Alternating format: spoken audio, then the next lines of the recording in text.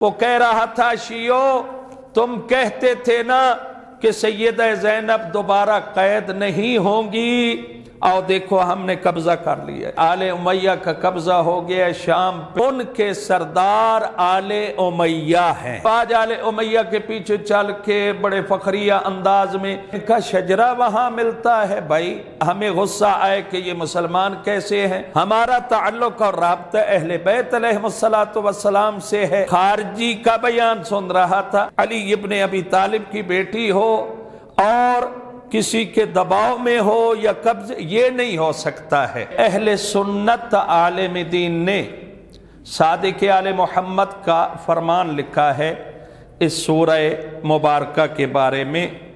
کتاب تفسیر روح المعانی ہے، آلوسی کی ہے، اس نے ایک فرمان لکھا ہے صادق آل محمد کا۔ صادق آل محمد اس کے بارے میں کیا فرماتے ہیں؟ من اراد ان یعرف حالنا، جو چاہتا ہے کہ ہم آل محمد کے حالات کو جانیں، ہماری حالت کو جانیں، قال امام علیہ السلام فرماتے ہیں، کیا فرمایا؟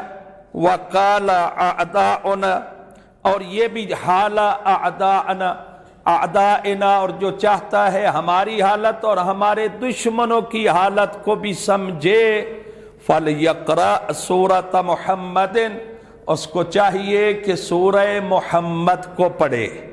کیوں پڑھے؟ آگے امام نے فرمایا اس لیے فَإِنَّهُ يَرَاهَا آیَةً فِينَا، سورہ محمد کی خاصیت یہ ہے کہ ایک آیت ہماری شان میں ہوتی ہے، وَآیَةً فِي أَعْدَائِنَا، تو اس سے اگلی آیت ہمارے دشمنوں کے بارے میں ہوتی ہے، ہماری تعریف میں ہے اور ان کی مذمت میں ہے۔ یہ سنی عالم دین لکھ رہا ہے۔ اور تفسیر در منصور، ایک جو آج کل بغلیں بجا رہے ہیں کہ آل امیہ کا قبضہ ہو گیا شام پہ اور آل امیہ اس کے ڈھول بجا رہے ہیں اور گن گا رہے ہیں، افسوس کی بات ہے۔ در منصور تفسیر میں جلال الدین سیوطی نے لکھا ہے کہ میں کم از کم یہ کہہ سکتا ہوں کہ جہاں پہ یا ایھا الذین آمنوا آیا ہے، اہل ایمان کے سردار محمد و آل محمد ہیں، اور جہاں پہ یا ایھا الذین کفروا یا ایھا المنافقون آیا ہے، ان کے سردار آل امیہ ہیں۔ توجہ فرما رہے ہیں نا؟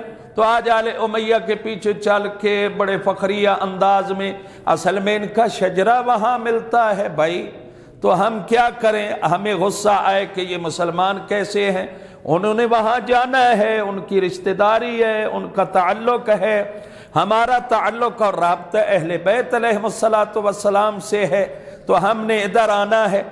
اور آج میں ایک خارجی کا بیان سن رہا تھا، وہ کہہ رہا تھا شیعو تم کہتے تھے نا کہ سیدہ زینب دوبارہ قید نہیں ہوں گی، اور دیکھو ہم نے قبضہ کر لیا ہے۔ اور یہ یاد رکھو یہ قبضہ زیادہ نہیں رہے گا اور نہ ہی قبضہ ہے ان کا۔ الحمدللہ سیدہ کائنات نے باقاعدہ زندان میں رہ کر حریت کا درس دیا ہے، تو یہاں کیسے پابند ہو سکتی ہیں؟ وہ الحمدللہ حرہ ہیں، علی ابن ابی طالب کی بیٹی ہو اور کسی کے دباؤ میں ہو یا قبض، یہ نہیں ہو سکتا ہے۔ الحمدللہ 1400 سال گزر گئے، کبھی بنی امیہ تو کبھی بنی عباسیہ تو کبھی یہ تو وہ تو بڑے بڑے لوگ تھے جو کچھ نہیں بگاڑ سکے، یہ تو ان کے بچونگڑے ہیں، یہ کیا کر پائیں گے؟ یہ بیچارے کچھ نہیں کر پائیں گے، یہ خود ہی دوسرے بڑے دشمن کے ہاتھوں خاک ہو جائیں گے۔ اور یہ یاد رکھنا، جس نے بھی اسلام اور مسلمان کو دھوکہ دینے کی کوشش کی ہے وہ تباہ و برباد ہو گیا ہے، اور غیروں کے ہاتھوں میں غلام بن کر ذلیل ہوا ہے۔ آج مسلمانوں کی ذلت، آج مسلمانوں کی رسوائی، آج مسلمانوں کا غلام ہونا غیروں کا اسی وجہ سے ہے کہ اپنوں کو دھوکہ دیا ہے۔ اور मासूम ने फरमाया है जो अपनों को धोखा देकर गैर की खुशामद में चला जाए वो हमेशा के लिए गुलामी का शिकार हो जाता है, जिल्लत और रुसवाई का शिकार हो जाता है। जो अखबार हैं ये जो बगलें बजा रहे हैं ये कल के गुलाम हैं, जैसे गुज़श्ता कल गुलाम थे, आइंदा आने वाले कल भी ये इंशाअल्लाह गुलाम होंगे।